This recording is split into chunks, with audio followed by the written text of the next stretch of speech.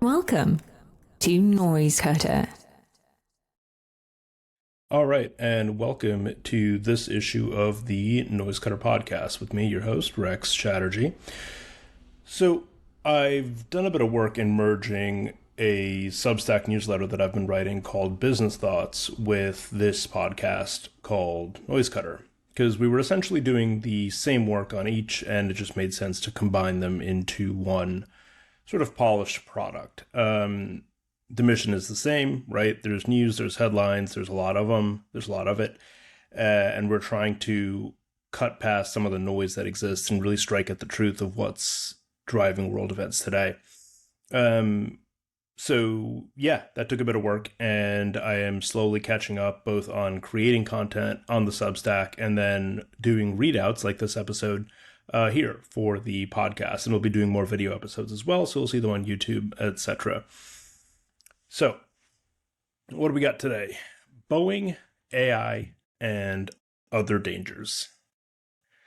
So, Boeing. For me, the latest saga with Boeing smacks of deja vu, right? So, back in October 2019, I wrote up an analysis, and I'll link it in the show notes, on Boeing's then current failures with respect to its 737 MAX line of aircraft, the faulty maneuvering characteristics augmentation system, or what's known by an acronym as MCAS.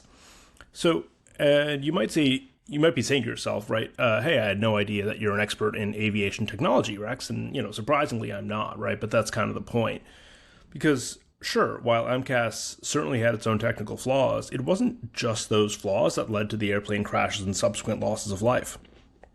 Rather, it was a system of shoddy operational controls and failures of risk management at Boeing, which enabled the MCAS system to make its way into life flight scenarios and ultimately cause passenger planes to drop out of the sky.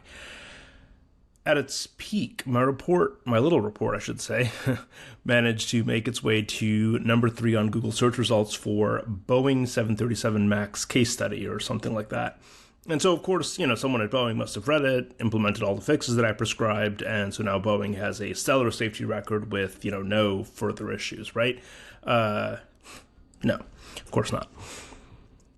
In case you've been willfully blocking out the news for the past couple of weeks or months or so, at the point of this recording, Boeing is in a big old vat of hot water again because a part of the fuselage on one of its planes recently broke off mid-flight. And it's an honest miracle that no one died. Much less technical than the MCAS issue, it seems here that the blowout was due to certain bolts not being properly tightened during assembly of the fuselage. The plane at issue, of course, 737 MAX, in this case a 9 series, operated by Alaska Airlines, had been in service for roughly 8 weeks at the time of the incident, which points to more of a manufacturer or design issue than a maintenance issue, right? So, after the incident, all 737 MAX 9s across the U.S., across all airlines, were grounded by the FAA pending inspection. And, perhaps thankfully so, because in some cases, those inspections uncovered the same or very similar flaws in other 737 MAX 9s. So we've got 2 sets of issues here, right? First, Boeing has a product safety, quality assurance, and risk management problem. And second is the flying public has a Boeing problem. So the first issue is more or less interesting I should back that up. The first issue is more dry and less interesting for a general audience. I write risk management analyses every now and then, but unless you spend a good amount of time thinking about risk management, like I do, you may not find those pieces to be all that interesting. On the other hand, if you spend a good amount of time thinking about how the world today is slowly circling the drain, as I do, you may be very interested in trying to figure out how, in 2024, we live in a world where commercial aircraft continue to suffer catastrophic failures while flying. In looking into this, it's somewhat important to acknowledge at the outset that manufacturing and selling commercial jetliners is a difficult business. There's pretty steep barriers to entry, both in terms of capital and know-how, and so it's not the sort of industry in which we'd expect market share to be spread across a large number of players. But the true numbers are telling, right? In the market for commercial jetliners in the US, it's fundamentally a duopoly. Moreover, you may not even need a chart to tell you that, right? I linked one, and you'll see it in the show notes, or click over to noisecutter.substack.com, and you can see this article where what I've just said has a link, there's a chart, but you might not even need that, right? I'd venture a guess that more of you out there now take notice of the type of aircraft when you're booking travel arrangements. And in the US, when's the last time you flew on an aircraft other than a Boeing or an Airbus? Sure, there's a few Bombardier CRJs, Embraer E-Jets, and others in various fleets and various US regional airlines. But by and large, it's either Boeing or Airbus, no? But that, in and of itself, isn't the problem. The problem is the set of incentives that the duopolistic market structure creates for those two market participants. Here, we're going to focus specifically on Boeing because of all the major commercial jetliner. So for like large passenger planes, not including like business jet, producers in the world, Boeing is the only American company, right? Airbus is French, Embraer is Brazilian, and so on and so forth. And as America's player in this globally vital industry, Boeing is essentially too big to fail. So now, for those of us around during the '08 financial crisis, the words too big to fail strike an eerie chord. In the financial context, the phrase was used to describe large financial institutions of systemic importance to the U.S. and global financial systems. Many of these institutions were, in my opinion, rightfully, accused of taking irresponsible risks while enjoying the comfort of knowing that, in any calamitous events, they would be bailed out by the U.S. government and, perhaps more importantly, by the U.S. taxpayer, lest the financial system, of course, crumble. I think that one could reasonably level similar accusations against Boeing today. See, for all of its market share in the commercial aircraft context, Boeing enjoys an even greater dependence on the part of the U.S. government, as well as those of many of its allies in the defense context. And I don't particularly want to get into a discussion about the morality of all this, but, like it or not, Boeing makes a lot of the weaponry that the U.S. and U.S. allied armed services use to keep the proverbial wolves at the proverbial door. Bringing things back to the commercial aviation context, it makes me uncomfortable to think about just how bad of an incident, or multiple incidents, Boeing would have to be responsible for in order for the issue to truly reach brass tacks. In light of the totality of circumstances regarding, among other things, the aforementioned military dependence. Now, it's uncomfortable, but perhaps necessary for us to acknowledge that we, as a society and country, are quite intractably dependent on a for-profit corporation, and one with questionable safety practices in their manufacturing of passenger-carrying airplanes, no less. So what's the check on Boeing? Is it regulation or prosecution? Maybe, right? But just how hard will government actors go on a company so crucial to the national interest? In the wake of the crashes related to MCAS, Boeing agreed to pay $2 billion in fines, penalties, and other compensation. But for reference, though, in the same year as that announcement, in 2021, Boeing notched gross revenues of just over $62 billion. So was the amount an effective wake-up call for Boeing's top brass? Maybe not. And even if it was, did that change of tune make it all the way down to the factory floor, right, where the bolts are being tightened? At least from what we're seeing now, it seems, not to have. So what about stock price, right? Boeing is a public company, after all, and its board of directors bear a duty to act in the best interest of the company's shareholders, a duty which is then passed through to the CEO, the company's other management, and on, conceivably, down to the lowliest floor supervisors. So shouldn't all of these people, most, if not all of them, being Boeing shareholders themselves, be laser focused on making sure their planes are safe so their stock price won't tank on news of, say, a door flying off in flight?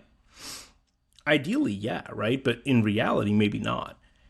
Even if we accept the incentive as real, it's nevertheless incredibly difficult to translate that sort of incentive all the way down the reporting lines within an organization as large as Boeing.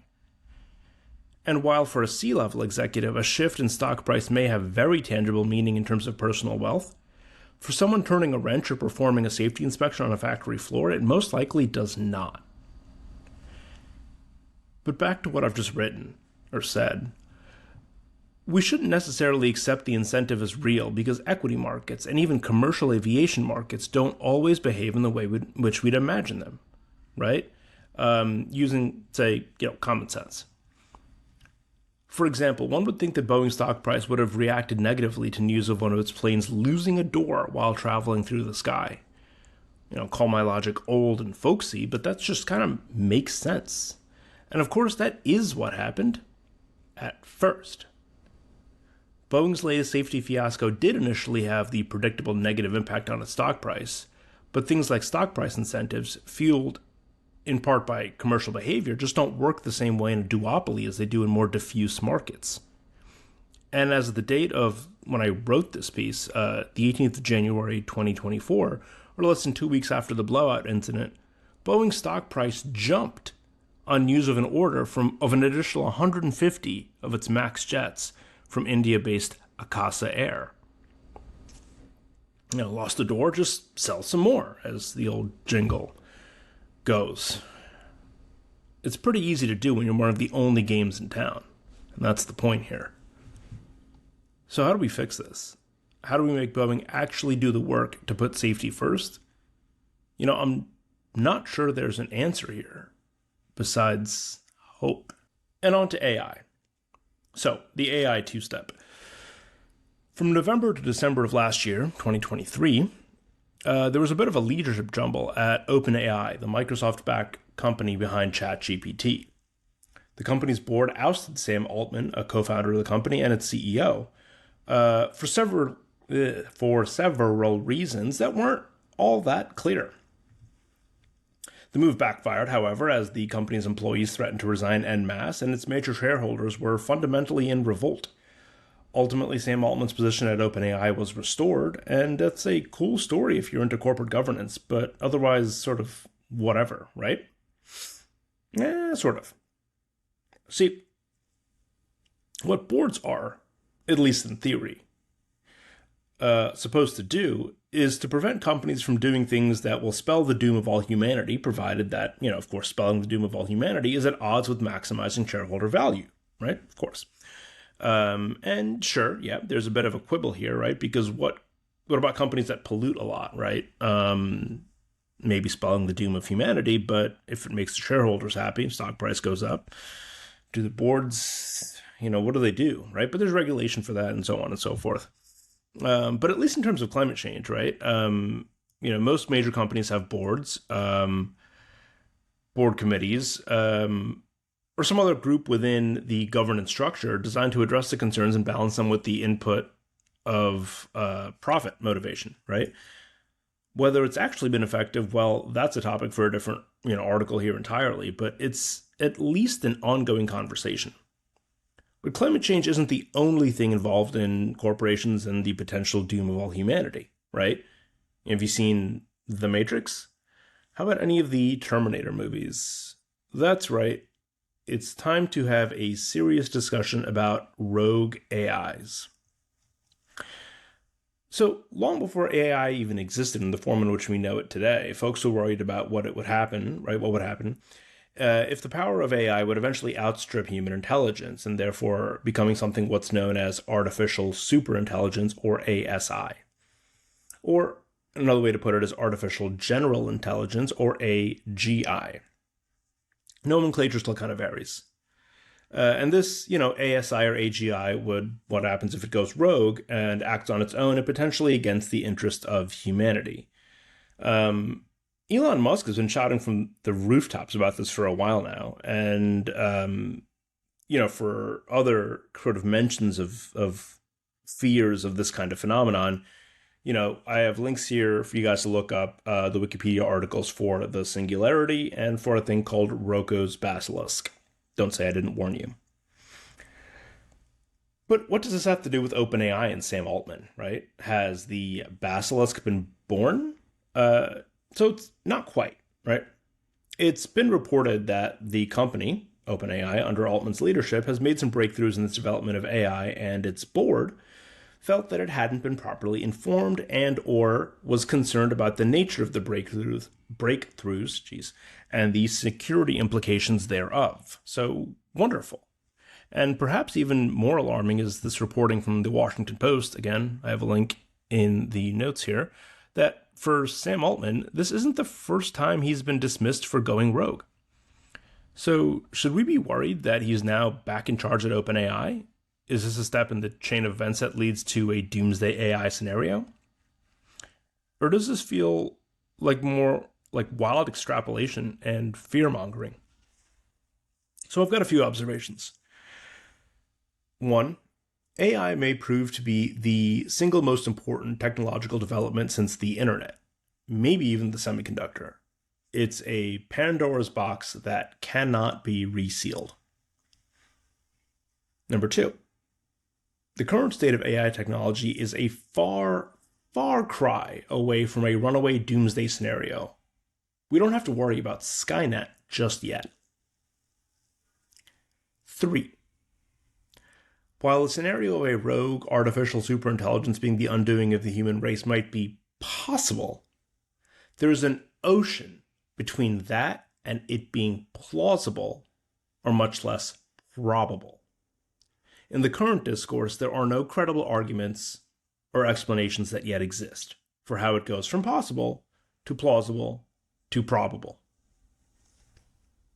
But 4, nevertheless, as with any vital technology, research and development should be undertaken responsibly and with oversight.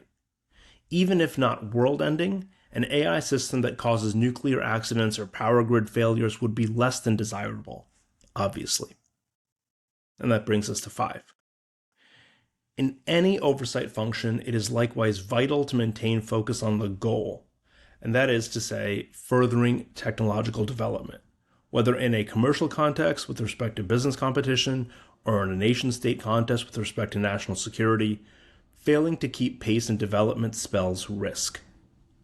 Exceedingly restrictive oversight, aiming to manage risk, might inadvertently create it. The recent OpenAI kerfuffle might have been a case of a corporate board jumping the gun, but it shouldn't be interpreted as a cautionary tale against robust oversight and measured technological development. And while regulation and perhaps international law may come into play at some point, until that time, internal oversight functions will be crucial in ensuring that AI developments don't yield disastrous consequences. The lesson here isn't that AI developers need less governance, it's that they need better governance. Or maybe just stronger corporate governance protections to more effectively shield themselves from oversight. There's a link. Check it out.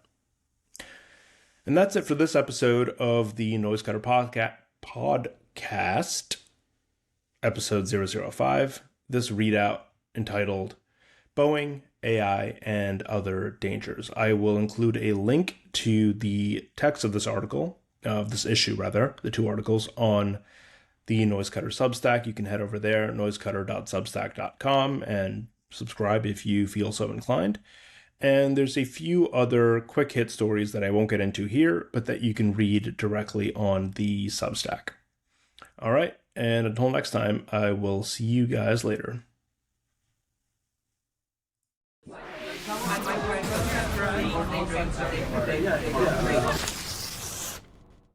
The Noisecutter podcast is a production of Titan Gray, LLC, and is hosted by me, Rex Chatterjee. If you found our podcast helpful and want to say thanks, please head over to your favorite podcast app, whether it's Apple Podcasts, Spotify, Amazon Music, or wherever else, and give us a review, leave a comment, and hit that follow or subscribe button to stay up to date on the latest. For more about our guest or this episode, head over to our website, noisecutterpodcast.com, where you'll find contact info for our guest as well as links to some of the things we talked about on this episode. If you want to reach us directly, just send an email to info@noisecutterpodcast.com. This recording is a copyright of Titan Gray, LLC, with all rights reserved. This podcast may be construed as attorney advertising, and prior results do not guarantee a similar outcome. Nothing in this podcast should be construed as legal advice, and your listening to this podcast or contacting us about it does not form an attorney-client relationship. No affiliation or relationship, including an attorney-client relationship, exists between us and our guests unless otherwise stated. For full terms of use, please visit our website at noisecutterpodcast.com. Thanks for listening, and we'll see you next time here at Noisecutter.